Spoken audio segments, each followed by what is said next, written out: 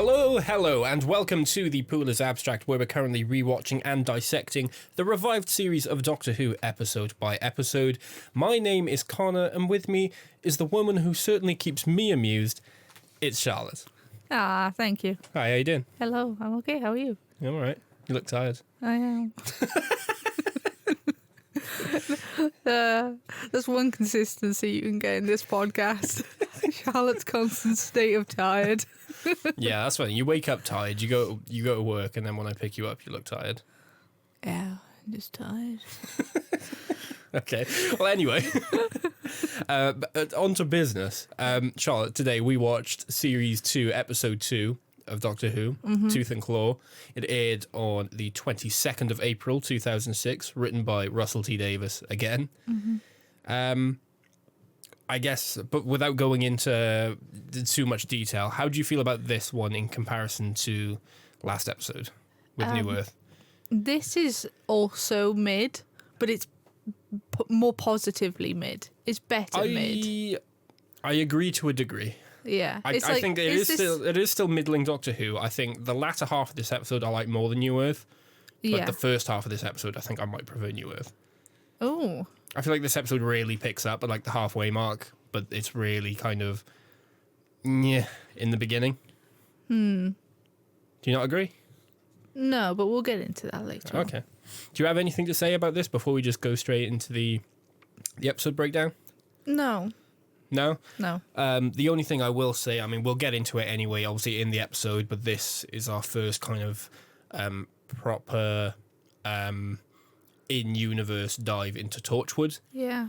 Obviously, it's referenced during the Weakest Link quiz in Parting of the Ways. It's mentioned briefly in the Christmas Invasion, but I think this is the first time it's actually addressed. Yeah. In terms of, I don't know, being the main sort of plot device of Series 2. Yeah, and obviously this is its creation. Yeah, its kind of inception is here. So without this episode, we don't have, well, basically most of the events of this series, or obviously the spin-off show. So, hey, noteworthy. Yeah. It has consequences. But yeah, should we just get straight into the episode? Yeah. Yeah. So our our cold open. This is rough. Yeah, I can't even defend this one. Would you like me to read out my notes? Sure. For this section. So one thing I noted was obviously a man in a robe who is a monk comes into the courtyard of what we know to be Torchwood House. The Torchwood Estates. It belongs to Sir Robert MacLeish in Scotland. And the monk tells the man that he wants the estate. He wants the house, yeah. He wants the house. This is Father Angelo. Yeah. And I've noted the fact that he said, "Would you like my wife whilst you're at it?" Yeah. And he's like, "No, just the house." Yeah. The steward obviously refuses. And then the weirdest piece of Doctor Who history happens. No, before that, it's the line that leads up to it that makes me laugh. And that's where the steward refuses, obviously, to give the monks the house. Yeah. And he asks if the wrath of God would make them comply. And Father Angelo goes, "No, the fist of man." Oh, no. And then we cut to them essentially removing their robes. Cassock? Is that what they're called?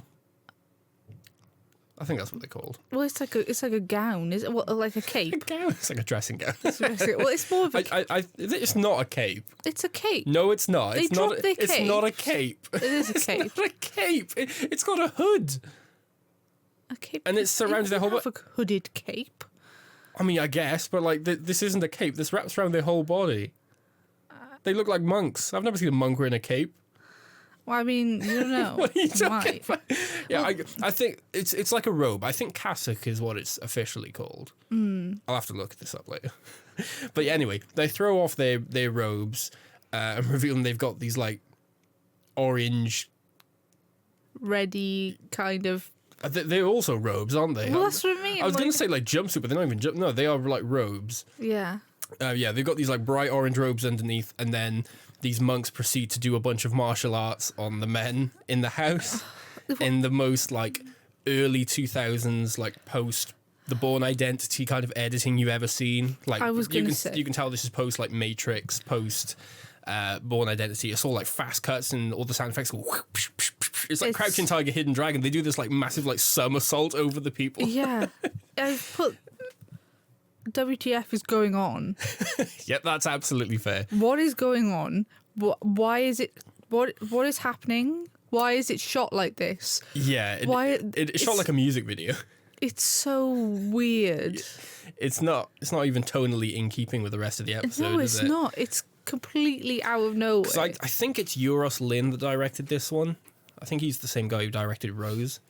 Yeah. And I think overall his directing is pretty good, I think. But then you do get moments like this, or the honey babe sugar bit from Rose, where I'm like, Euros, come on. Well, what are you doing?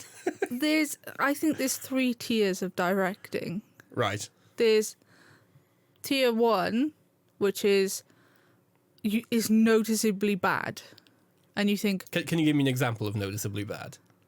I want an example for each of your tiers, please. I mean this, that one scene there. Yeah. What else? I mean, you could argue like The Room is famous for it. And Tommy was The Room. Yeah. Okay. Yeah. I don't know. I'm again, as stated, I am tired. Okay, that's fine. So that's one. What's tier 2? Tier 2 is your typical, I forgot someone directed this. So it's just nothing. It does nothing offensive. Yeah, you're watching a story. Cameras Yeah. pointed at the people and they do their thing. Yeah. Yeah. Okay. Which is okay. Most Marvel movies. Well, yeah, not all of them. I think some All of Marvel them, movies except Doctor Strange. I don't know. I don't think I agree with that, but for sure. I think there's a lot. Do you know what that is? And I love these, but that's Channel 5 movies. Oh, like the Christmas. The Christmas movie. I love them, but that is Woman moves from the state to meet a man in the bookshop kind of movie. And it's like, I completely understand. It doesn't take away from what has been made, but Yeah. nobody's putting that much effort into directing those fair movies. enough. Okay. And then you have the final tier, which is, wow, they've done something great and I've noticed it. Okay. That's it. There's the 3 tiers. Okay. And this episode falls into tier 1 and 2, which is either completely don't notice it or, oh God, what happened? What have they done? I don't know. There are some bits later on, I think, of the bit where they lock themselves in the library and the doctor's like pushing his face up against the wall, and you get the camera kind of pull over to kind of like split screen, so the doctor's on the left and the wolf is on the right. I did notice that. There's bits like that which I think are quite good. I think that is cool. It's a cool idea. I like that, but I've noticed Euros quite... Lyn does a lot of the POV shots. Yeah. You know, when the monster's chasing, and I assume it's to cut down so they don't have to have as many shots of the CGI monster running past, but they'll just have the cameraman running towards David Tennant, and then they'll just filter the screen blue and just go, ooh, POV. Oh, no. Because they do it with, like, the Slovene... Don't say the cameraman, because now I'm just imagining a cameraman chasing David Tennant. You know, I think they do it with the Slovene, they do it with the Reapers in Father's Day. Yeah, obviously the Daleks. That's fair. They do it with the Empty Child, don't they? Where they just kind of fog like make it all blurry to make it look like it's coming through the gas mask. They do it quite a bit, but I think Euros Lyn does it a fair amount. It's one of his go-to techniques, I've noticed. But yeah, I don't know. But that opening with the martial arts, yikes. It's quite a long opening in the sense. I thought that because you'd expect it to cut like shortly after that sequence. Yeah. But then it carries on where the monks kind of take over the house and they chase everyone out and kind of lock them into the cellar. Yeah. Including Lady Isabel, who is Robert McLeish's wife. Yeah. So Robert owns the house and Isabel is his wife. She's being locked in the cellar with everybody else. And then the monks bring in what looks like a box. With like a cloth on it. Yeah. And everyone that's locked in the basement asks what's inside. And Father Angelo basically pulls the cloth off, and they reveal it's like a cage of some sort. And we don't get to see what's inside, but Lady Isabel just screams. Well, that's one thing I noted. It's very Doctor Who. What's the word? Trope. Yeah, trope the word. Of the cold opener being the last like second or so being a woman screaming. Yeah. Like in like just like the camera's on her, but she's looking slightly off. Yeah, into the middle distance. Yeah. Screaming. Yeah. I think this episode has quite a few of those tropes. Like, at what point does a trope become a cliche? I don't know. You tell me. I guess. I guess maybe a trope would be something specific to Doctor Who, where a cliche is something you would expect across like all media. Sure, we'll go with that. Do you know what I mean? Like a trope would be like a Doctor Who trope is technobabble. Do you know what I mean? The Doctor's saying something really complicated, which doesn't really mean anything, but it's just kind of a signifier that, hey, he's clever. Or a trope would be Harriet Jones. Yes, we know who you are. Like that's a trope. Which, funny enough, you say about the Doctor doing technobabble. Oh, he does that in this. He does that in this as well. He does, yeah. Let's do trope bingo. Yeah. Well, I feel like a cliche is more. Cliches are normally seen in a negative light, but a cliche is more likely to be. I'm trying to think of a Doctor Who cliche. I don't know. A cliche of, say, I would say the Moffat era is the episode tends to get wrapped up very quickly. Like in Russell's era, I feel like the resolution is normally baked in. Like in this episode, it is. Do you know what I mean? The resolution is baked in pretty early on. Where in Moffat's era, it's a lot of just, oh, the Doctor's really smart and he thinks of something in the last minute. Sure. You know, that kind of thing. To each their own in terms of whether or not you think each cliche or trope is a good or bad thing. Yeah. But that's, in my head, that's how I separate them. We'll go with that. Wow, you're just writing me off. No. Anyway, Lady Isabel screams, and then we get our titles. Once the episode opens for real, we are inside the TARDIS, and the Doctor is kind of pattering around the console. He's talking to Rose, and he says that they're going to go to Sheffield in 1979 to see Ian Dury in concert. Yeah. They're playing "Hit Me with Your Rhythm Stick," Which the Doctor does in time, as it says, "Hit me with your rhythm stick." He hits the TARDIS console with the mallet. Yeah, do you like that? No. No. I You preferred it when Eccleston was pumping the bike pump and just locking eyes with Rose, did you? I did a big ol' eye roll. Aww. Oh, good one there. Go. Yeah. The Doctor says 1979 was hell of a year. Yeah. He says China invades Vietnam. The Muppet movie. I love the Muppet movie. Margaret Thatcher. He goes, Yeah. Margaret Thatcher. I love it, like, that's just how different those things are. Just gives you, if you're going to sum up that year. China invades Vietnam, the Muppet movie, Margaret Thatcher, and then last as he's like leaving the TARDIS, he says Skylab fell to Earth, which nearly lost him his thumb. I like my thumbs. Yeah, I like my thumb. I like the fact that Rose is wearing like a dungaree dress and like a pink t-shirt. Pink t-shirt. And like denim blue dungarees. Yeah, and I think a pair of This looks like tights. something you would wear. Yeah, it is. It is kind of some. But I love how that's her dressing for the 70s. And the Doctor's like, nah. Yeah, I mean, doesn't he say you'd fit in better wearing a bin bag? Or I think he does. Yeah, Yeah. like bin liner, you'd be more like less out of place or something. Yeah. Anyway, he's leaving the TARDIS. He kind of ushers Rose outside, where they're met by some armed soldiers on horseback, and they're pointing the guns at them. The soldiers demand explanations for the Doctor's presence and Rose's nakedness. And this becomes a thing in this episode where they talk about how, like, Rose's nakedness. It's only her arms showing, right? Which I'd be like, okay, I know this was a more conservative time. So fair enough. I'm like, I don't know how conservative, but I'm like, okay, if we're going to say Victorian era, that's not acceptable. Okay, you can't show upper arm, whatever. Okay, but you know later on when Rose is going through the wardrobe, and she picks up this dress, The dress is sleeveless. It's less that I assume it's more to do with the shortness of her dungaree dress. Women didn't, as far as I'm aware, around this point, didn't really wear trousers.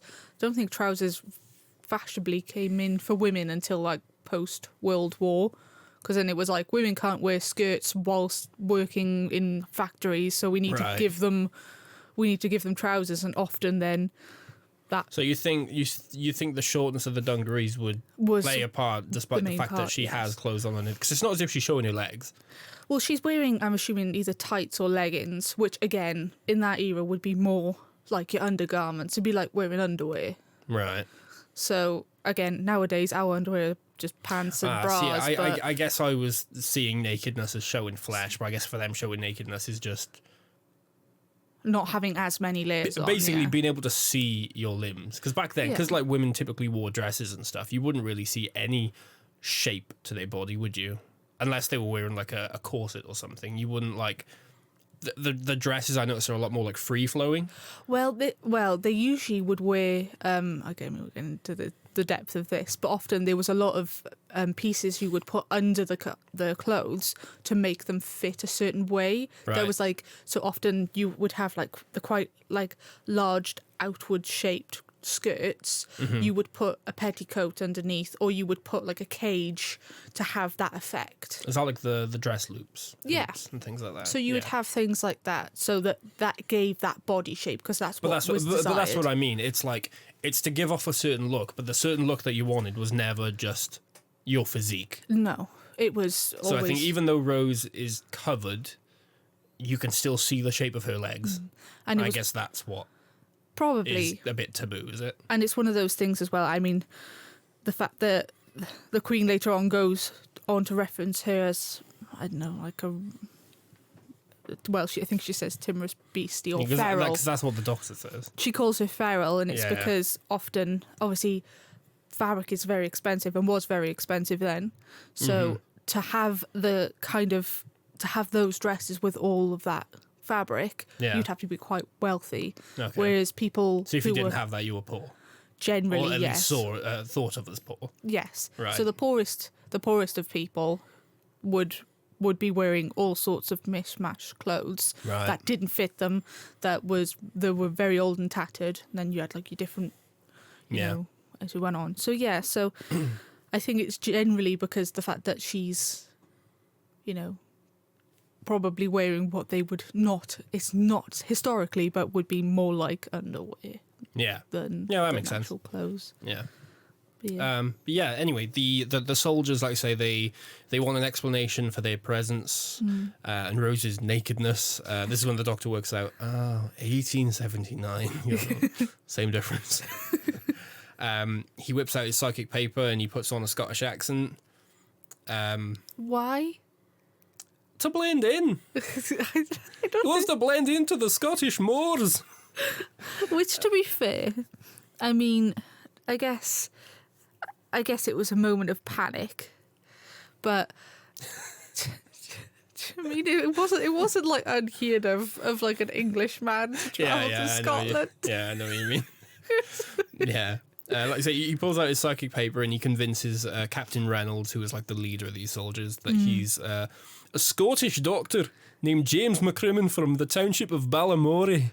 Balamory. Well, you laugh at Balamory. I laughed at James McCrimmon just because Jamie McCrimmon is a companion of the second Doctor. Oh. He's the Highlander who's always wearing the kilt and everything. Oh, of course he is. So that's a nice little reference to like 62. Yeah. That's one for, I guess the James McCrimmon thing is the one for like old fans, and then the Balamory thing is for the kids watching. Rose tries to do the accent as well. And he's like, stop. This is the beginning of that recurring joke where companions try to do a voice and the Doctor goes, no, don't do that. Yeah. Just to be fair, yeah. Apparently, like in the shooting script, the Doctor and Rose were supposed to be doing fake Scottish accents. And then forget to use them like the Doctor does later. But apparently Billy Piper's Scottish accent was so bad that they basically just canned it. I love the idea of them and if her Scottish accent is actually what Rose does in the episode, when the Doctor says, no, I understand. She goes, ooh, I'm oot in the boot. I love the idea of them recording, and then Billy Piper doing that, and then David Tennant just being like, "No, don't do that." No, don't. As do a Scottish man being like, "No, don't do that." I think it's David Tennant's so nice that like even if he was super offended, there's no way he'd say anything. Yeah, he'd just be like, He'd just be dying on the inside. Yeah. The doctor says he's disoriented due to chasing Rose about when he bought her in London. She's a timorous beast. Yeah, because he says, "Are we in Scotland?" And he says, the guy says, like, how would you not know? And he's like, "Oh, I'm all disoriented." Oh God. Yeah, this is when he calls Rose his wee timorous beastie. Oh no. And then a voice from the carriage comes and basically commands the soldiers to let the doctor and Rose kind of approach. He warns the voice, this woman voice. I don't know if that's a good idea, but she says, no, just let him approach, it's fine. So they go to the carriage and they open the door, and it's Queen Victoria, who is on her way to Balmoral Castle. How do you feel about Queen Victoria in this? Just because I know when we covered The Unquiet Dead, you said you like the historicals and you like the going back to meet a famous historical figure. I guess, one, how do you feel about her as a character? Two, how do you feel about Pauline Collins' portrayal of the character? And three, how do you think Queen Vic compares to Dickens? Now, I know it's kind of hard to compare them because one's a monarch and one's a writer, but like in terms of maybe how this story uses the historical figure? I know she's integral, obviously, to the story. Yes. But I feel like she doesn't do much, which I'm kind of sad about. I wish they gave her a bit more than just standing Dickens there. had a bit more agency in The Unquiet Dead, didn't he? Not just because he asked more questions and he got involved. There was that whole thing, wasn't there, about him being kind of a skeptic. And the doctor having to say, like, oh, come on, open your eyes. You can't ignore what you've seen. And then at the end of the day, it is kind of him that saves the day. I guess you could argue that there's an argument to be made that Dickens was a companion for that episode. Yes. Even the loosest of terms. Yeah. Queen Vic is not a companion. Yeah, she's more of just like a bystander. She's a bystander, yeah. She doesn't get involved enough. Which I guess does make sense because she's not going to willingly put herself in danger. Being the queen, but then do you think that I think obviously she it's would fitting be more for her character, but do you think that reflects negatively on her character? I think so, and I mean, from obviously, I don't think many people really know what she was like in real life, but from what has been said is she was very comical. Was she? Okay. Yeah, and That's not how she's portrayed here. No, in most things she isn't. I mean, we mainly know Queen Vic from the point after her husband Albert died. Yeah. And obviously which is where she is here. Where she is here. Yeah. But she was like very happy, very helpful, very comical. Yeah. Generally. So I guess it would have been nice to see a little bit more of that side to her, maybe. But we do get a little bit, don't we? Like when they're having dinner later. Yeah, and we'll get to that. Yeah. I'd just like to say that at this point, Rose apologises for her nakedness. For being so naked, she says. Yeah, she says something like, "Oh, I've had 5 children. There's nothing I've not seen before." She's had lots of daughters. Yeah. What do you think of Pauline Collins in this? Because when we covered The Unquiet Dead, obviously we like the episode. We like Charles Dickens in that episode, but we did speak for a bit about how good Simon Callow was in that. How do you feel about Pauline Collins' portrayal of? I think Queen she Vic? was good, but I don't think she had much to play off of. Do you know what I mean? Like, I can from what she was given, there's not much you can do with it. I don't think it is bad. Kind of it unfair was just as well to compare it to Simon Callow, because Simon Callow was such a big Charles Dickens fan. Yeah, but even then, it's like he was given a lot more. Yeah, he was. Pauline Collins, I just to say, did appear in Classic Who. She was a character in The Faceless Ones, which is a Patrick Troughton story from the 60s. She played a character called Samantha Briggs, who was like a one-off companion for that story. She's basically just a lady at the airport, essentially, who kind of tagged along for that episode. Yeah. And at the time of appearing in this, she might... No, I take that back. I was going to say something, but I feel like I'm mixing up two people. I'm mixing someone up from The Idiot's Lantern. Never mind. But yeah, she was in Classic Who, and she was in the Faceless Ones. Yeah, so that's kind of fun. And like I say, I know we get a lot of actors who appear in the show and then come back as a different character later on, or maybe they appear in one of the spin-offs. But this is one of the examples of someone from the classic series who's actually come back. So that's nice. So yeah, when Victoria sees the psychic paper, she says that the psychic paper says the Doctor's been assigned her protector. So the carriage is currently travelling by road because a tree has fallen and blocked the train line to Aberdeen. So she invites Rose and the Doctor to join the carriage, tag along to the Torchwood estate where they're headed. And that's where the Queen is planning on spending the night. Rose bets the Doctor that a 10 quid that she can get the Queen to say, "I am not amused." Yeah. It's kind of like just a recurring gag throughout the episode where Rose keeps saying, "Well, I bet you're really not amused now, are you, Mom?" Yeah. So as they arrive at the Torchwood estate, a little thing before. Yes. As they're walking on the road behind, the Doctor and Rose are having a chat, and they're like, "Oh, we met Queen Vic." Yeah. And then Rose goes, "She was just sitting there," and the Doctor went, "Like a stamp." yeah, I like that line. I like that line. Yeah.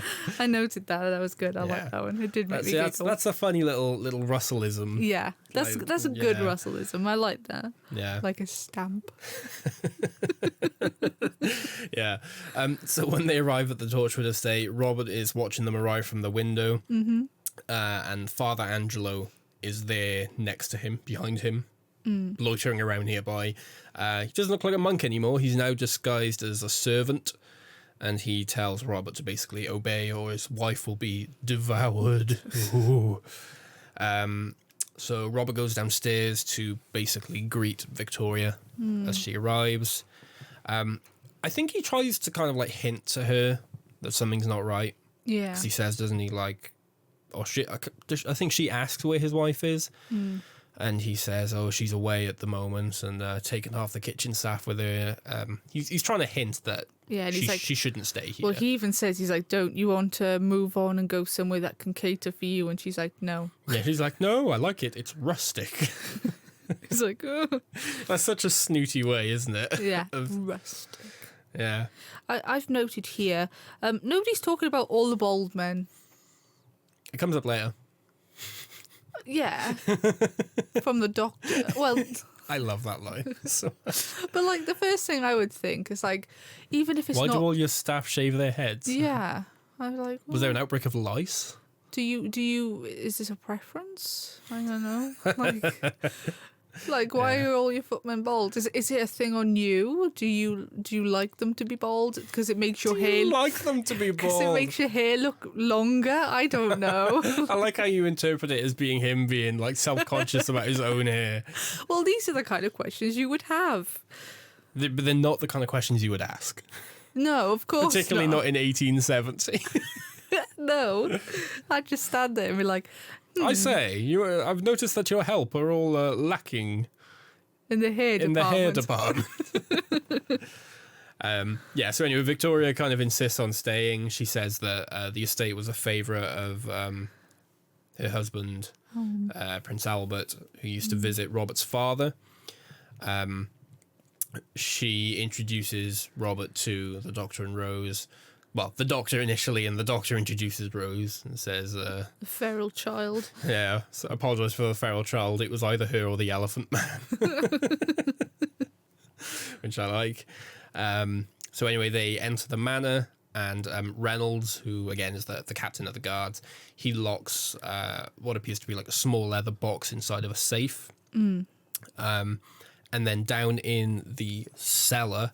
the cage from the cold open, we can now see that there's a man in there. And he's kind of like shushing all the women. Yeah. Is it just women? It's not just women, is it? No, it's not. It's just the entire staff, but including obviously what's her name? The lady of the house. Yeah, is it Isabel? Is that what I said? Yeah, Isabel. Yeah. Is that what I said earlier? Yeah, and he's kind of like shushing them, and they look terrified. Yeah. So Robert shows Victoria, Rose, and the Doctor the observatory, which has like a massive telescope that his father designed in it. The Doctor seems really impressed, and he's like, "Wow, I like your dad."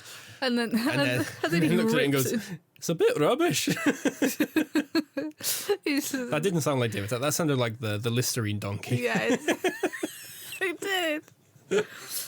Yeah. Then he says about it hasn't got enough prisms, or it's got too many. He says it's got too many prisms, more than a normal telescope. It's got too much magnification for stargazing. Yeah. And then he looks at Rose and goes, "Am I being rude again?" She's like, yes. Yeah. He's like, oh, but it's very pretty. Yeah.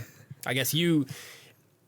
Yeah, I don't know how much you remember. I'm assuming you don't remember this because you didn't watch the Christmas Invasion during the rewatch, but that's a callback to like one of his first kind of like lines. Do you remember in the Christmas Invasion when he wakes up properly at the end of the episode and he comes out the TARDIS in his dressing gown? Yeah.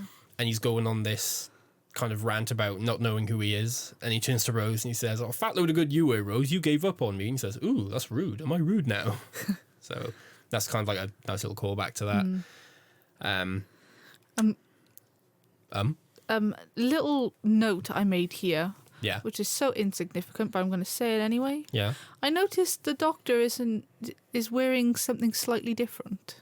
Do you mean under his brown suit? Yeah. Like shirt-wise? Yeah. Yeah, it's a bit darker than what he normally wears, isn't it? Not just that. He's wearing a T-shirt. Is he? Then he's wearing a Henley shirt, which is, you know what a Henley shirt is, right? Where Nope. it's got, you see, I wear Not by name. I wear Henley shirts, usually not always, but long sleeve, and they've got like buttons from the top of the collar like down to the chest, and it's like a crew neck kind of thing. Oh, I know. Yes, yeah. Henley shirt. Then he's wearing an open shirt. And It's a then, lot of layers. and then he's wearing his coat. How do you see the T-shirt under all that? Because the Henley the buttons aren't done all the way up, so it's slightly open, so you can see the T-shirt. So he's wearing a T-shirt, then the Henley shirt, then an open shirt, and then the brown... Coat. Not even coat, brown... Yeah, jacket. Well, jacket or coat, yeah. Yeah. Well, no, 'cause I think of his coat as like the trench coat. He's wearing the trench coat. Yeah, I know, but he's got the brown like suit jacket on, isn't he? He might do, yeah. Oh, yeah. What do you mean might do? I wasn't paying attention to that. I was paying attention to the Henley shirt. Let's pay attention to the T-shirt. Yeah. Name 3 songs by Nirvana, Doctor. Go on. Yeah, I just, because it was better lit in this room, and I was like, oh, look. Yeah. The Doctor's wearing something different. Yeah. No, I didn't notice in that much detail, but there was a point towards the end where I thought, I swear the Doctor's like undershirt is darker than usual. Yeah, it's like a dark blue. It's like a navy. Yeah. Yeah. So Robert says, after the Doctor said, the telescope's a bit rubbish, Robert says he doesn't really know much about his father's work. Everyone said he was a bit eccentric. Victoria mentions that he was a polymath, which basically means he was equally interested in science and folklore. He didn't kind of, I don't know, commit to either one exclusively. Yeah. He was an open-minded man, we'll say. He was fascinated by local stories of a wolf. Robert goes to tell the story of the wolf, but Father Angelo interrupts, and he offers to take the guests to their rooms to prepare for dinner. Yeah. And the Queen says, "Get Rose something to wear. I'm tired of nakedness." Yeah, it's a weird line, that. I'm tired of nakedness. Yeah. I feel like that line is very Aliens of London. Are you just thinking of the thing? I want to be naked. Can you imagine the two of those in a room? Well, Victoria and the Slitheen. Yeah. Victory should be naked. Imagine her going, "Oh, I tire of nakedness." No. No. With the Slitheen sitting there like a stamp. like a stamp. Imagine a Slovene on a stamp. God, you'd need a lot of space, wouldn't you? Either that would be a tiny. No, I'm just thinking like a Slovene head. Not, Yeah. What do you mean you need a lot of space? Has it got a big head? A small comparison to their It's body. not just a head. It's like head and neck, isn't it? And their neck is Okay. big. Okay. Yeah, so at this point we cut to Rose, who's searching through the wardrobe for better clothes. This is what I said earlier. She finds this dress which like doesn't have any sleeves or whatever. It's quite interesting, that dress she pulls out, the blue one. I don't know why that would be considered more appropriate than what she's currently Well, wearing. I pulled it out and I thought, oh, that's quite. You pulled it out? She pulled it out. I thought you said I pulled it out. Well, maybe I did. Maybe I pulled it out my brain. But yeah, when she pulled the dress out, I was like, oh, it's a bit frilly. It was 1870, and it was frilly in. Yeah, but that's more like Woman of the Night kind of. Oh, I frilly. see. Like off the shoulders, like silk. Bit immodest, was it? Like Bit, lots of, I don't know. Again, you wouldn't expect that kind of dress generally of like a lady of Scotland, I would assume, of that time. Maybe you would. I don't know. I wasn't there. But as far as I'm aware, that kind of dress you wouldn't. yeah. But Rose seems to like it very much. She Yeah, well, she swishes it she around. swishes it, she kind of puts it over herself in the mirror, and then she puts it on the bed. Yeah. And when she goes back to the wardrobe, presumably to close it, she finds a servant girl in there. Oh no, she goes to open another one, doesn't she? She puts that another one. wardrobe. Yeah, she opens the one, and then she goes to open another wardrobe, and then she Imagine having screams. two wardrobes. Yeah, okay. And then Yeah, she finds- goes to open the wardrobe and she finds Flora in there, who's like a servant girl who's like really frightened. Oh, bless her. And scares the life out of The Rose. fact that she's been sitting in that cupboard for so long. Yeah, Flora kind of tells Rose what happened, and Rose basically says, "Hey, it's okay. I've got a friend. He's called the Doctor. He's gonna come make sure everything's okay." That was a good Rose impression, wasn't it? Yeah, sure. Meanwhile, the monks are in the kitchen, and they're mixing some ambiguous herbs in whatever drinks they're making, and they serve them to the guards, and they get knocked out, I guess. Because Rose finds one later and he says he's not dead. So they drug the drinks and knock them unconscious, I guess. Yeah. Okay. I don't know how they know how to do that, but sure. Yeah, when Rose and Flora leave to go find the Doctor, they find an unconscious guard, and then they both get captured. Yeah. It's very unceremonious, isn't it? One of the monks just kind of shows up behind Flora and just like grabs her mouth, goes, and just like pulls her away. And then then Rose turns around and goes, "Oi!" And then she gets taken kind of kidnapped as well. Yeah. And I love the short frame of time as well between Rose going, "It's okay, you'll be safe, we'll get the Doctor," and then instantly gets kidnapped. Yeah. It's like, for fuck's sake, you have one job, stay in your room. Yeah. So at dinner, Robert is telling the Doctor, Reynolds, and Queen Vic a story, the story of the wolf. He says, for the past 300 years, livestock has been found ripped apart every full moon. Once in a generation, a boy vanishes, and there are sightings of a werewolf. He says a wolf, and the Doctor's like, okay. And was it Reynolds says something like, "Oh, this happens all the time. People steal sheep and then blame it on a wolf." And this is when Robert says, "No, it's not just a wolf. This is a man who turns into a wolf." And the Doctor's like, "Oh, a werewolf." And he says as well about the wolf or werewolf takes one boy in every generation or something like that. I just said that. Oh. I thought you just said about the sheep. No, I think I said about taking the boy once in a generation. That's why I said that. Maybe. Well, I guess we'll find out in the edit. Yeah, I guess we will. Yeah. What does Victoria say that makes Reynolds laugh? I've noted that. Oh yeah. So they were on about because the guy comes in and says that Rose is struggling to choose her outfit. Yes. And the Doctor says, "Oh, that's all right." He's like, "Oh, just save her a piece of ham," and then funny in and of itself. And then the queen says, "Oh, the feral child would probably eat it raw." And then the guy's like, "Oh, Yeah, good one." yeah, Reynolds just like laughs like a bit too much and goes, "Very witty, Mom, very witty." And she's like, "You don't often eat with me, but don't get used to it." Yeah. And she's like, "I'll refrain from humour to save you harm or something, bodily she's like, harm." I'll refrain from using further humour to prevent further injury to yourself or something. Yeah. She's so sassy. Yeah. Yeah. So down in the cellar, Rose is now chained up with Isabel and everybody else. And she notices the man in the cage has weird looking eyes. They're like black all over. Which I would just like to say, I mean, he is strange looking, but is he that strange that you would scream at him when you saw his face? I guess she's like she's a respectable woman. Do you know what I mean? She's like, "Oh, weird looking man." Yeah, he could be a leper. He's but he's like really in the shadows. She just sees him as like, "Ah, Oh no, it's my sleep paralysis demon. Yeah, I don't know.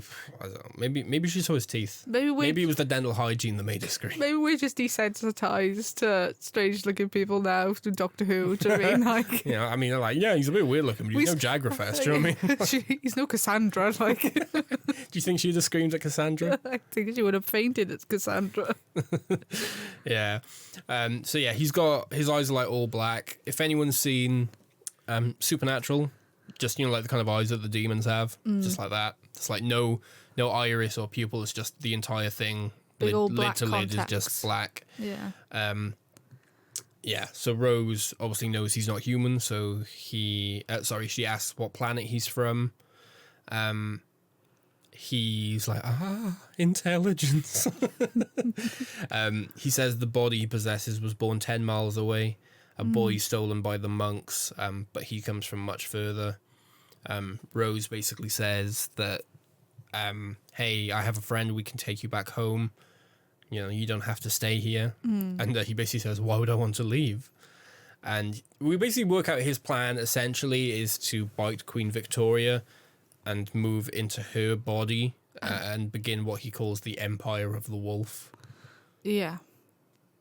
Were you going to say something? Well, it's just a bit. I don't know what the point is really, but okay. Sure, why not? He says to Rose that she has something of the wolf about her. He says she burned like the sun, but all he needs is the moon, which I guess is a nice little throwback, I guess, to Passing of the Ways. So back upstairs, Robert says that his father thought the story of the wolf and everything was true, and he claimed to have communicated with the beast to learn its purpose, I guess. The brethren of the monastery in the glen where this kind of Do you remember the Glen's name? Rob asked you this. Yeah, I do now. I do now.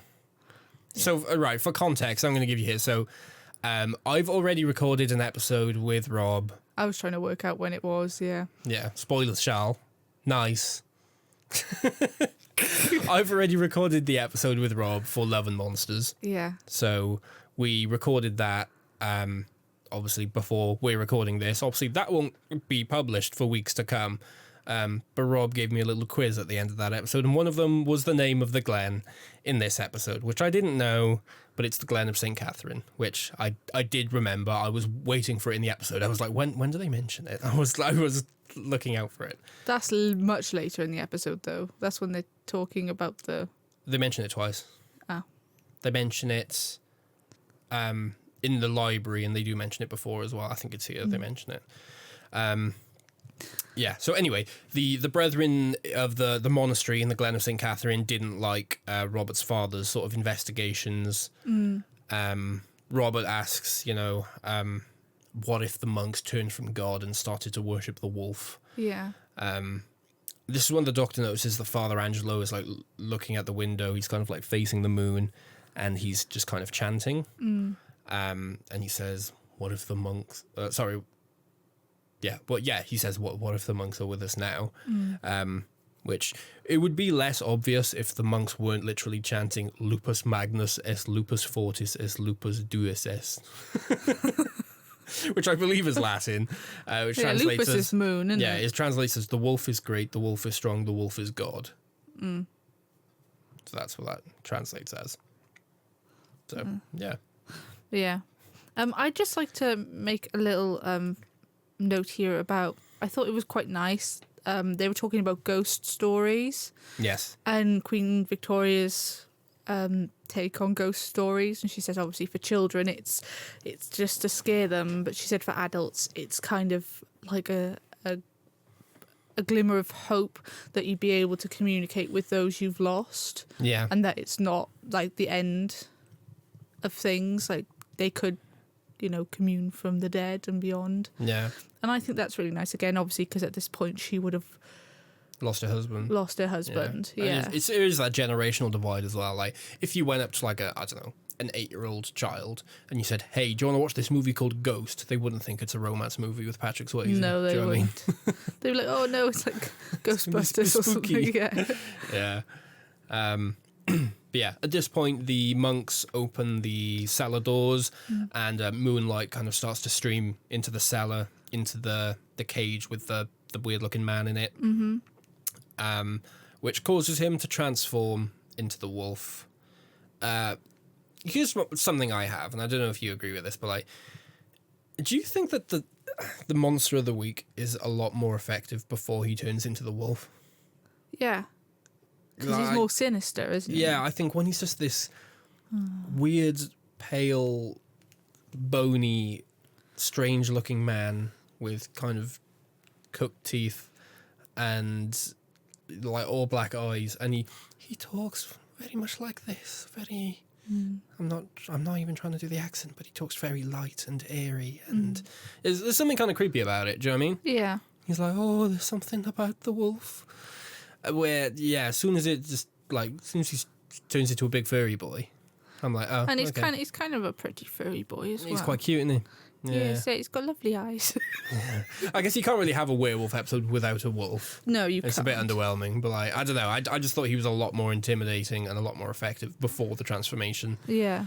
But yeah, during this sequence, while he's transforming, Rose tells the prisoners not to look and to pull on the chains that's kind of like keeping them to the wall. Father Angelo is kind of chanting at the moon still, and at this point Robert basically apologizes to Victoria for his betrayal, I guess. He says that they were holding his wife. The doctor demands to know where Rose is, but Father Angelo just kind of ignores him. So Robert and the doctor go to the cellar. They leave Victoria with Captain Reynolds, who does he pull his gun out? I think he pulls his pistol on Father Angelo, right? And he just he just doesn't care, does he? He just flips it out of his hand and knocks him out. Yeah.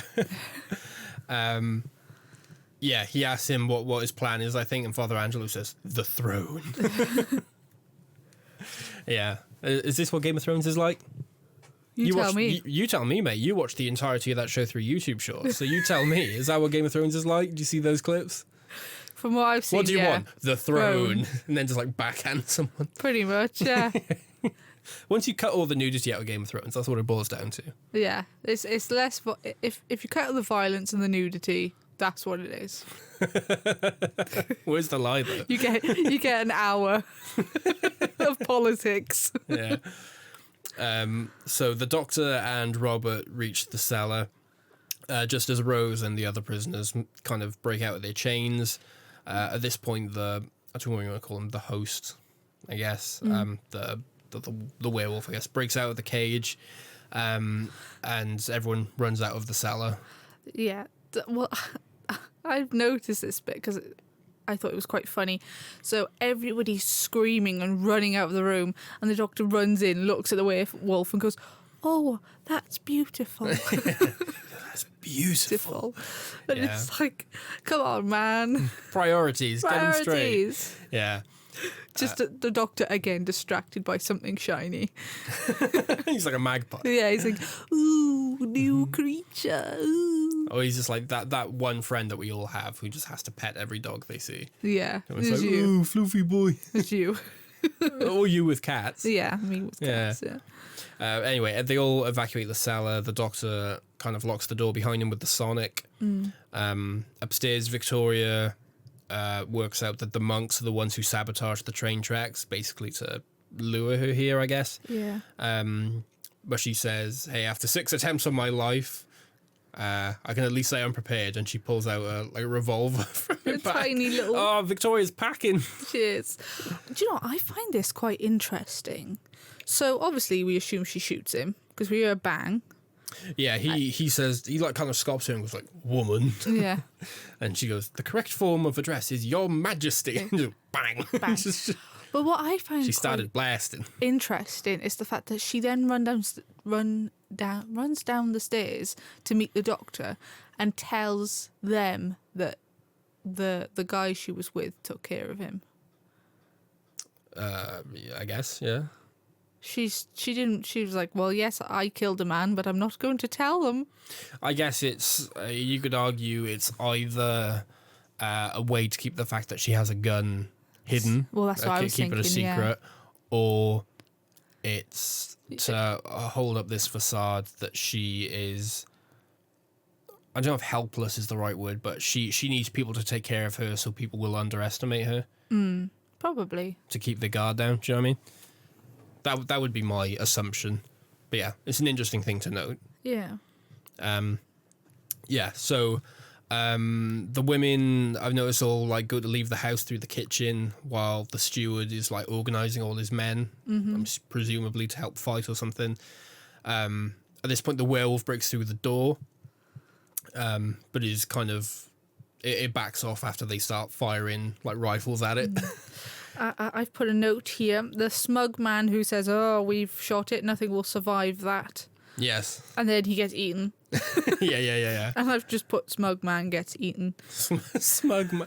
Oh, you should be credited as smug man. Smug man. That's the steward, isn't it? That's the guy from the cold open. Yeah. Yeah.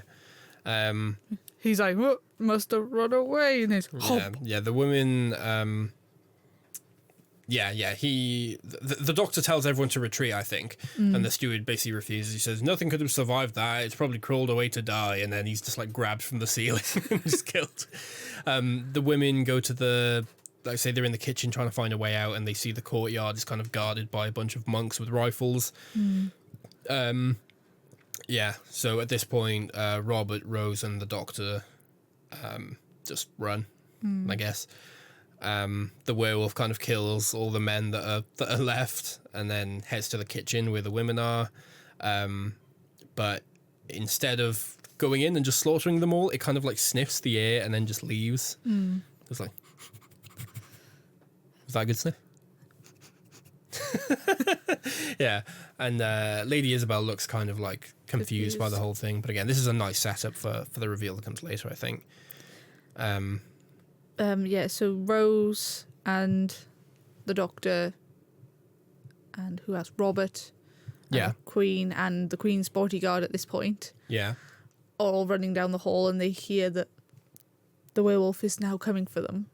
First, I think Victoria grabs the box. Oh, from yeah, the of safe. course, yeah. The box earlier that we saw the guards put sort of lock away and keep safe. Victoria grabs the box. And then she rejoins the others. They try to escape through the windows, I think, but then which I thought was the quite monks outside funny. start firing. They're just there with big guns, these martial art guns. Yeah, You saw what they're they did religious in the monks start. that also know kung fu, but also know how to pack heat. Yeah, you think they would be a bit more, like they wouldn't just be standing around the perimeter with guns. You think they would be a bit more like, using their martial arts, but sure, you do you. It's funny because you have that weird martial arts bit in the cold open, but they never really use it again. Ever again, no. It's so stupid. It would have, wouldn't it have been more sinister? Just to have shot them. No, I was going to say, if you just realise, like, he comes in, says, hey, we want the house, he says no, and then he gives them a look, and then when the doctor and everyone arrives, the monks are just there, and you don't know how they took over. I feel like that's more intimidating. Yeah, than seeing just that watching cheese. than watching the cheese somersaults and like the flying crane kicks and stuff. Again, which you assume watching that it's going to play a part. Yeah, it doesn't. It doesn't come up again. They just stand on the perimeter with guns. I wonder if that was in the script or if that was just Euros Lynn being like, hey, do you know what would be really good? Either way, I think it'd be funny. Yeah. So they, everyone runs upstairs. They're being chased by the werewolf. They bump into Reynolds, who says that the box is missing from the safe, and Victoria says, "Hey, don't worry about it. I got it." And Reynolds basically says, "All right, you guys run. I'll stand here and I'll buy you time." The doctor says, "Haven't you seen the guns don't hurt that thing?" And he's like, "Yeah, I know, but it'll, like I say, I'll buy you time." Basically. Yeah. So they run into the library and he stands there firing at the werewolf. And Rose just stands in the corridor watching him getting mauled to death. I mean, his screams do sound horrible. Yeah. But he does this like screech and Rose is just standing there with her mouth open as per. Yeah. The doctor has to grab her, doesn't he? And he like shoves her inside and closes the door. And then they like barricade it with chairs and tables and stuff. Yeah, so they're all a bit surprised though, because even though they've barricaded the door, they're expecting the werewolf to try and break down, but it doesn't. So the doctor is wondering what's going on. Like, what is it about this room that's protecting them? Robert, this is the line I like, where Robert kind of like breaks down here and he apologizes and he, for what he did for betraying the Queen and everything, and he says, "Did none of you think it was like there was anything odd about my staff?" And the doctor says, "Hey, you were bald, athletic. Your wife was away. I thought you were happy." That's another little cheeky little Russell thing. I'm like, that's not, like, I never would have picked up on that as a kid. But yeah, good one, RTD. Cheeky Russell. Victoria asks what the creature is. Also, why the doctor has lost his accent all of a sudden. Yeah, I've put Doctor gets a telling off. She like dresses him down. Yeah, because the doctor's been doing the Scottish accent up until basically when he calls Father Angelo out for being a monk. Yeah. And then he kind of like drops it. But you don't notice when you're watching it. And then at this point, she's like, "You who changed your voice so easily, what happened to your accent?" And he's like, oh yeah. He tries to explain, but she basically says, this isn't her world as far as she's concerned. Down in the kitchen, Isabel notices that the monks are wearing mistletoe around their necks, which I guess she kind of works out as like a charm that protects against the werewolf, or at least the werewolf doesn't like it. Yeah. She also notices mistletoe on the kitchen floor, and she kind of tells all the other prisoners to grab the scraps. So they end up cooking the mistletoe into like a broth, soup, concoction, liquid. I guess they just boil it down, which I do wonder why they don't just wear it around their necks or something. Because they want to make it into a weapon, don't they? Because I'm assuming they do keep some for protective purposes, but later on she like throws the water over the wolf, doesn't she? So but back in the library, the doctor notices like wooden details on the doors that's carved into the shape of mistletoe. He licks the wood. Typical Doctor. Yeah, well, I was going to say, this is the second time that the 10th Doctor uses his tongue to identify something. Because again, in the Christmas Invasion, he does it to identify the blood. I don't like that. He dips his finger in the blood, licks it, and he goes, "Yeah, blood, A positive." I don't like that. With a dash of iron. So he licks the wood and he realizes that the walls are all varnished with viscum something. Don't know. But it's oil of mistletoe, essentially. Yeah.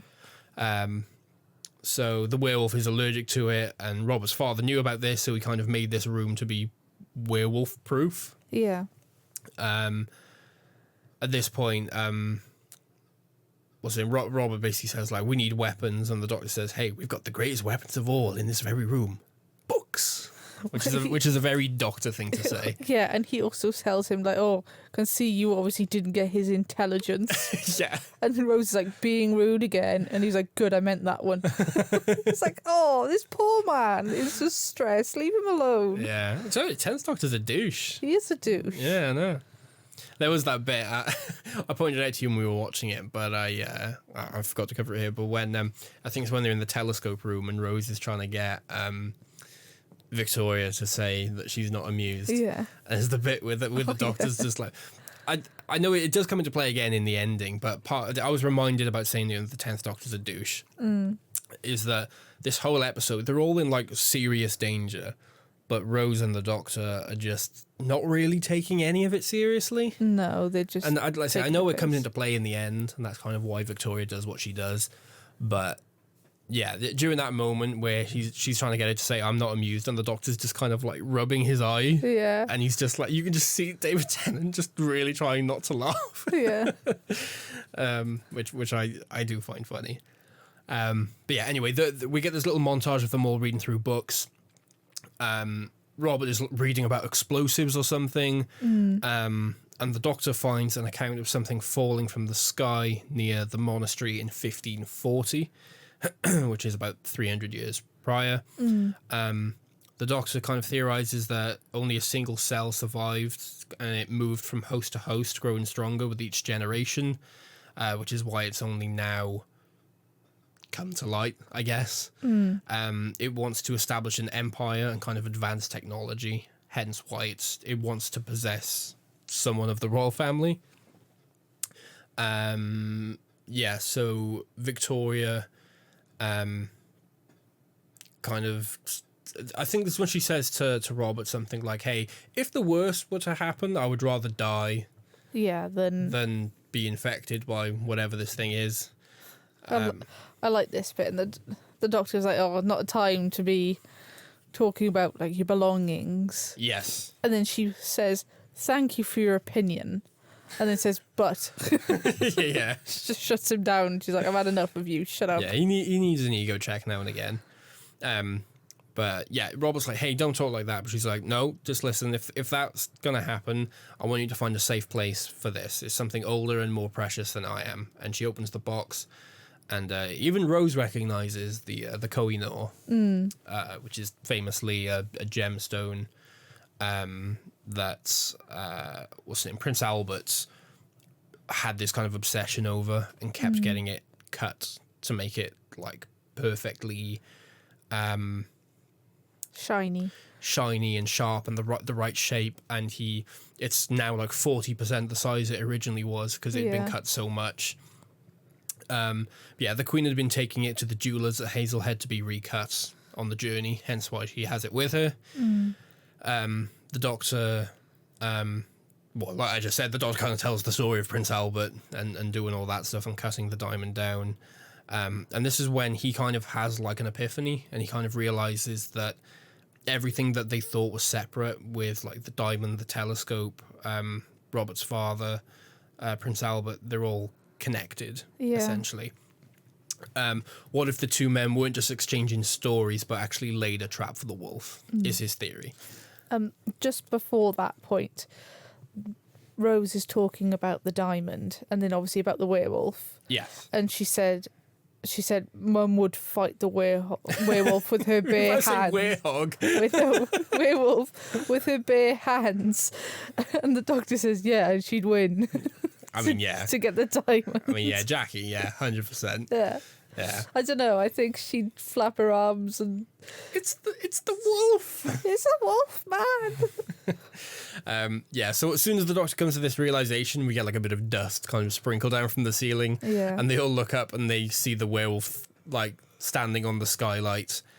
And it crashes down into the library, and everyone kind of panics and goes, "Oh God!" And they run and try to escape. The wolf nearly catches up with Rose, but this is when Isabel rocks up with that kind of like mistletoe broth and like throws it in the werewolf's face, which makes it kind of like quickly retreats. Whilst they're all kind of like scrambling and trying to recover, Robert basically is finally reunited with his wife, I guess. He gives her a kiss and tells her to take the women back downstairs while he and the others go upstairs to the observatory. So when they head inside, the Doctor notices that the doors to the observatory aren't barred against the werewolf. They're not lined with mistletoe or anything. So he kind of works out that Robert's father must have intended for the wolf to come in here. Yeah. Robert basically offers to place himself between the werewolf and them. He apologizes again to Victoria for his betrayal, and he says he's willing to die to make up for it. And he chooses to hold the wolf off with a sword, of all things. Interesting choice. I mean, I guess to this point the guns hadn't really worked either. No. But I don't know, sword. It wouldn't be my choice. Well, at least if it run at you, you could impale it, couldn't you? Didn't work. Well, it might have. I don't think it did. Yeah, he's had. He dies immediately. He's had no experience with like sword fighting or anything. He doesn't even know how to hold a sword. He's just like, ah. Yeah. But yeah. But yeah, he screams as he's getting mauled to death by the big wolf. Which, something I do note here is the fact that this is now the second death that the Doctor is okay with. Like, he doesn't seem that bothered. Whereas Christopher Atkinson's, or the Ninth Doctor, would have been, he would hear the death and you could see on his face that he's like, oh no, not another one. Yeah, well, that's the thing. You think about Gwyneth in The Unquiet Dead, or you think about what's her name, like Suki in The Long Game. Yeah. Linda with a Y. Yeah, there's so many that he lost, but each one. Yeah. Where he's lost two. In this episode. Within a small space of time, because they've said that they will basically protect protect them. Yeah. And he's. I mean, to be fair to Robbie, he says, like, good man. Yeah. But even then, do you mean? Yeah. It's like, he acknowledges him at least, which is more than he did for the other guy. But. Yeah, and it's like, I don't know. He could say, no, come in, we'll bar the door from the other side. I mean, 10th Doctor's a douche. He is a douche, and I think Queen Vic is quite right to do what she does. Yeah. That's me. I think a lot of people have nostalgia for this era of the show, and they look at David Tennant as being the fun, light-hearted Doctor. And I don't think people who maybe don't watch the show regularly but watched it as a kid and they just rely on their memories probably didn't realise just how much of a douche he is. This is the thing, like, we'll get into this eventually in future, but he's one of my, not least favourite, but not like my favourite compared to the others. Yeah. And I think it's nothing to do with how David Tennant has portrayed this role, because I think he's done it very well. It's just this incarnation of the character. It's just this incarnation of him. It's because I don't know, I just... Like I feel like I can't like this man because he's terrible. He's a very interesting character. He is, yes. But he's not the Doctor I would want to travel with. No, nor would trust in any circumstance. Yeah. Saying that, though, I think like the first 3 episodes of Capaldi's run, he's pretty despicable. Think of, well, maybe not Robot Show, but think of him in Into the Dalek. He's ruthless in that one. Yeah, but he's got a charm to it. He gets you over it quick. know when they fall into the sludge at the bottom? Yeah. And she's like, the woman is like, hey, whatever his name is dead. And he's like, yeah, probably the top layer if you want to say a few words. And you're like, oh, God, man. He's just ruthless. Yeah, well, that's so funny. But it wouldn't be in the moment. It wouldn't be in the moment, no. It wouldn't be for them. But it's funny for us. And also, I think, at least he's not... He's serious. He's like, yeah, they're dead. Get over it. We've got something else to deal with. Whereas, this one's just like, oh, isn't this wonderful? I think the difference here is that the 12th Doctor feels like he's justified in his stance. He feels like he's just prioritising the right things. Yeah. Where the 10th Doctor is just kind of oblivious to the damage he causes. Yeah, I think that's exactly it. Yeah. Anyway. So the Doctor then figures out that the diamond... The telescope, the reason it's not a very good telescope is because it wasn't designed to stargaze. It was designed to reflect or refract. What's the difference? Go on, science head. What's the difference? That's a good question. It's been a long time since I've done refraction. Am I right in saying that reflecting is just the same thing, where refracting is the spectrum thing, where you have one stream of light and then you break it down into is that the difference? Pretty much, yeah. So you see the colour prism. Yeah, so it's they're just like You're essentially dispersing breaking light. up. Yeah. So yeah. reflecting is like you would put one light in. Like putting a mirror. Like reflecting is like holding a mirror up to your face. Yeah. The difference is, and Where this will make some people happy. So the difference is looking into a mirror. Reflection. Refraction is the front cover of the dark side of the moon. yeah. That is what that is. Yeah. Okay. So and that's why it would work, because obviously it's prism shaped. Yeah. So Robert's dead. Yeah. The Doctor and Rose are kind of pulling this wheel, trying to align the telescope up with the moon to get it to basically shoot a beam down the telescope. He says it's not a telescope, it's a light chamber, and it's designed to magnify the moon's rays. Rose says, but the werewolf thrives on moonlight, and he says, well, you're 70% water, you can still drown. Yeah. So at this point, the werewolf breaks down the door, and it kind of makes for Queen Victoria. It goes to attack her, and the Doctor kind of falls to the floor and tosses the diamond, and it lands right in the light, and then refracts as the beam onto the wolf. And I've put, this is very Scooby-Doo movie.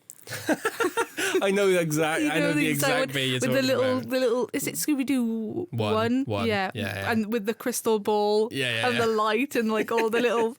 Yeah. So especially the way he's like the kind, obviously a werewolf, but that kind of They're in creature like Spooky Island. suspended in the sky. Yeah. So like, the oh werewolf God. now kind of is surrounded by the moonlight, and it kind of gets levitated into the air. It reverts back to the human form, and the host asks the Doctor to make the light brighter. Yeah. Does he say "let me go"? Is that what he says? Yeah, he's like, But not "let me go" as in put me down. "Let me go" as in like, kill me, basically. Yeah, he's like, let me be with the one with the moon or something like that. I don't know. And the Doctor does. He turns the dial up. He kind of increases the intensity, and then he turns back into the wolf and kind of howls, and and then fades away. He seems very pleased with himself until he realizes that Victoria's wrist is bleeding. Yeah. So he asks her if she's okay. She says, yeah, it's fine. It's just a cut. It's a splinter from the door. And he says, did that thing bite you? She's like, no. And he said, let me have a look. And she's like, no. Yeah.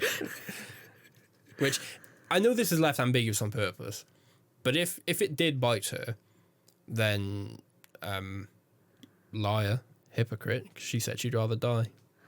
Well, I guess she's already been bitten now, so... Yeah, I know, but she said to Robert, didn't she? She'd say, I'd rather die than... Is that her speaking, or is that the wolf blood speaking? Oh, dear. Anyway, in the morning, the Doctor and Rose are kind of being knighted. Victoria dubs them Sir Doctor of TARDIS and Dame Rose of the Powell Estate. I like this. They seem sort of very happy and pleased with themselves. And she finally says that she's not amused. No. And Rose seems chuffed with herself. Yeah. And then she banishes them. Yeah, she basically says, hey, thank you for your service. I've rewarded you now, but by the way, you're banished from the Empire. Yeah. She says... Which this does not last. She'd be quite sad to find out he constantly comes back. Yeah. She basically says, I don't know who you are, but I know that your world is kind of steeped in terror and blasphemy, and you consider it fun. She basically says she won't allow it. And she asks them to kind of consider how long they'll live if they continue to lead such a dangerous life, basically. So the two of them get a lift from a carriage back to the TARDIS, and they're having a little walk, and they're kind of reflecting on what's just happened, and the Doctor's giving this speech about how Victoria has haemophilia, I think is what he says, which is a condition. No one knows how she got it. It's a blood condition, I think. Yeah. But no one knows how she got it. She didn't inherit it from any of her parents. But it was something that was like passed down. Yeah, hereditary. Hereditarily? Is that a word? Sounds right. Sure. It sounds right to me. And he basically wonders if like haemophilia is just like a Victorian euphemism for lycanthropy, I guess, for being a werewolf. And Rose wonders if the royal family of her time are actually werewolves, because the doctor says it would take a couple generations for the gene to become powerful enough to manifest. Is it about 100 years or so? Yeah, early 21st century. Yeah. So they enter the TARDIS and Rose is like, oh my god, they're werewolves. And then they howl together. They go, oh, and the TARDIS kind of like fades away. And then back at the Torchwood estate, we got Victoria telling Lady Isabel that her husband's sacrifice and his father's ingenuity will live on. She's seen that Britain has enemies beyond imagination, and she's going to establish an institute to research and fight these enemies, the Torchwood Institute. And if the Doctor returns, he should beware, because Torchwood will be waiting. And that's it. Yeah. Yeah. What do you think? I think, again, it's not the best episode I've seen, but I think it's pretty good. It's all right, isn't it? It's mid. It's mid, yeah. But it's not bad. It's not like nothing. I think there's a lot of, again, good things in this. Yeah. I think, obviously the start of Torchwood. I think it's interesting, again, to see how the Doctor and Rose have a very, child or like maybe school like outlook on things. Yeah. Whereas they do kind of look at the universe as their playground. Yeah, because you, in the sense of, do you mean if you had been told by anyone, let alone a monarch, that you were a terrible person and that everything you did was steeped in chaos and death, and that they were banishing you because they believed you caused destruction, I don't think not so long after you're going, oh, do you think she's a werewolf? Yeah, well, again, this is another one of those things, again, of the 10th Doctor and Rose's dynamic that I don't like. They don't reflect, really, it's do like, they? I get it's the point. It's not bad writing. It's just not the dynamic I like. Yeah. So it's not this... there's something about Rose and Nine's dynamic I like, where it's like... I think it's kind of like 12 and Clara, where some people interpret it as romantic, some people interpret it as platonic, some people interpret it as familial. And it's like, whether or not he's a lover or a father figure or a brother or a friend or whatever, there's something kind of unspoken a lot about their relationship where I find it hard to put into words, but it just feels right when they're together and you understand their love for each other. Where this just feels like flirting. Well, it's one of those things that... I could be completely wrong and people may disagree with me, but I feel like if that incarnation of the Doctor and Rose carried on for much longer, obviously before, if she hadn't... What happens. Yeah, if what had happened hadn't happened and they had stayed together for much longer, I feel like it's one of those things you could easily have that be like the destruction of the universe. Yeah. Do you mean the fact that the two of them together causing so much damage? Yeah. And not reflecting on what they're doing? Regular old Bonnie and Clyde, aren't they? They are. Yeah. Bad eggs. Bad eggs. Yeah. I mean, and I like the fact that throughout the series, multiple people warn them. Yeah. About, you're going down the path of ruin. Yeah. And they don't care, and then obviously they do end up down that path. I think that's quite interesting. But yeah, I like this episode. I like the idea of a werewolf. What would you give it out of 10? Ooh. I got 5. I'm floating around a 5 or a 6. I don't think I like it enough for a 6. I wouldn't give it a 6. I think a 5 is probably about right. Yeah. It's meat and potatoes Doctor Who. Yeah. When I think of Doctor Who, I think of episodes like this. Yeah. It's like, that's not to say that this is like obviously like one of the best, but it's like this is just a very typical... Yeah. Just whatever episode of Doctor Who. I would say it's my least favourite historical piece. On the whole show? From what I can remember, probably, yeah. What else you got Unquiet Dead. I'm assuming you don't count stuff like Father's Day. No. Do you mean like meeting a historical figure? Is that what you mean? But even if you're on about going back a little bit further than... But even Father's Day, do you mean? Shakespeare Code. Ooh, that one's a bit ropey, but... I think I like the Shakespeare Code more than this. I think I do as well. Unicorn the Wasp. Obviously, I love that one. Vincent and the Doctor. Love that one. Let's Kill Hitler. I don't mind that one, but it doesn't feel like a historical. Series 6 is kind of hard, though, because that's not a very, like, episodic series. That's much more of an ongoing arc. Yeah, honestly thinking back from Robin Hood. I like that one. But thinking back as much as I can from all the Doctor Who episodes and historical ones, other than possibly Idiot's Lantern. Yeah, there's no like historical figure per se in that one, but yeah, I know what you mean. It's just it's set in the past, yeah. But I think this one's probably my least favourite. That's fair enough. It's just because It's doesn't... whatever. It doesn't stand out much. If this episode wasn't the inception of Torchwood, it wouldn't have anything noteworthy going on. No. And that's not to say it's like really bad. It's not like it's an irredeemable episode. Like I say, there's plenty of like stuff in here to like. I think the lycanthropy stuff is really interesting.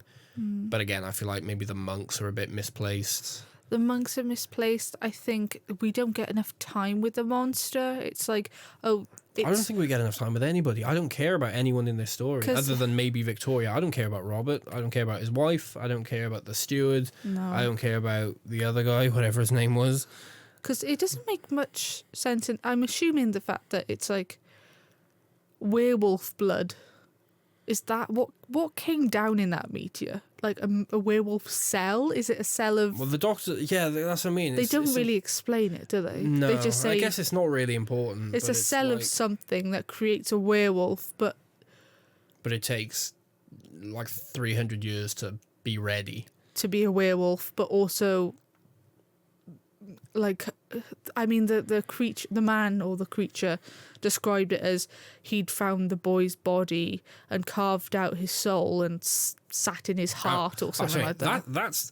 I love that. Like, that sounds horrifying. But that sounds so viscerally gross and disturbing. But we don't get much explanation. But it doesn't match the tone of the episode. No, it doesn't. Again. Yeah. I think, again, it doesn't do anything bad, but I think it could do a lot more to be better. No, I agree. Yeah. 5 out of 10. Yeah, sure. Yeah. 5 out of 10. Cool. Bit of trivia for you. Okie dokie. This episode had a guest visual effects artist. Oh, yeah. I don't have the name, I'm sorry. But basically, animal hair was really hard to portray like convincingly at the time. Yeah, I can imagine. So they hired a CGI hair specialist just for this episode. Oh, really? Yeah. Do you know where they'd worked previously, or? I don't. That's literally all the information I have. I'm sure I could find it if I did some research, but I hadn't already. I was going to say, generally, especially for the time, I think the up-close shots of the werewolf are quite impressive. For the time, yeah. They don't hold up like 100% now, but like, yeah, for the time, like when you compare it to like that shot in series 1 of the Slitheen running down the corridor, or even like next series when you think of like the Lazarus experiment. Oh God, yeah. Do you know what I mean? It's like this. It's pretty good. It is pretty good. Yeah. You can see why they got a specialist, and you could see why this person's a specialist. Yeah. I know that Michelle Duncan and Jamie Sives weren't able to attend the read-through. I don't know if you've seen videos and stuff. Like, when the script is initially first passed, like before filming and everything, they do like a read-through at a table. But they have all the cast and crew around, and they kind of just read through it to see if it flows well and gels and stuff. And Michelle Duncan and Jamie Sives weren't able to attend that. So their parts were read by David Tennant's parents. Sandy McDonald and Helen McDonald, who happened to be visiting the set at the time. Oh, that is so cute. David Tennant said, because it's set in Scotland, they were delighted to be asked to read in. They were in seventh heaven, and they were genuinely cheesed off when they didn't get asked to play the parts for real. Oh, do you know what? I wish they had. That would have been so cute. So I thought that was just a nice little like, oh, that's kind of sweet. That is very sweet. Yeah. And at one point, I know Russell contemplated having the werewolf actually kill Victoria. And this would have been the event that caused the creation of the parallel universe that the TARDIS goes to in the season finale. But he thought this would be too hard for casual viewers to follow. So he wrote it out. That. Yeah. Yeah. So. Yeah. Yeah. The only other thing I've got 2 working titles. One is Queen Victoria. Terrible. And one is Empire of the Wolf. That's not so bad. It's kind of a Doctor Who-y title. It is, yeah. But I think it's nice to have, not another empire of something. Yeah. Tooth and claw. Empire of Death. Yeah. You like Tooth and Claw? Do you think that's better than the other two? I think I like Empire of the Wolf probably better, Yeah. but I think Tooth and Claw makes it stand out a bit more. Yeah, fair enough. But that's it. That's all I've got. Do you have anything? No. No? No. Nothing to say about this middling episode of Doctor Who? Absolutely bloomin' nothing. Blooming nothing. Nothing. I've got nothing to say about this episode. I have got something to say, however, about the next episode. Yeah. Obviously, we're going to be having Sarah Jane. Yeah. We'll be reunited with an old friend, with Sarah Jane and her buddy K9. Oh, K9. Yeah. Looking forward to that one? I am, yes. Yeah. Yeah. That makes one of us. What? No, I'm joking. I really like School Reunion. Yeah. So, yeah, thank you all for listening. Yeah. Stay tuned for that next time. But if you enjoyed this one, then don't forget to leave a like if you're on YouTube or whatever. You can comment down below if you're on YouTube, or if you're listening to this over on Spotify. If you're on Apple Podcasts, then sorry, you're out of luck. You can't really interact with us, but we appreciate you nonetheless. Mm-hmm. Yeah, but you can follow us wherever you are to keep up to date with all this stuff. I think that's about it. That's all I've got to say. So, yeah, thank you all for listening. Stay safe. Stay away from Kung Fu monks. Yeah. And Or become one. that's not what I expected you to say. Okay. Either stay away or become one. There's no in between. The safety in numbers. Yeah. Yeah.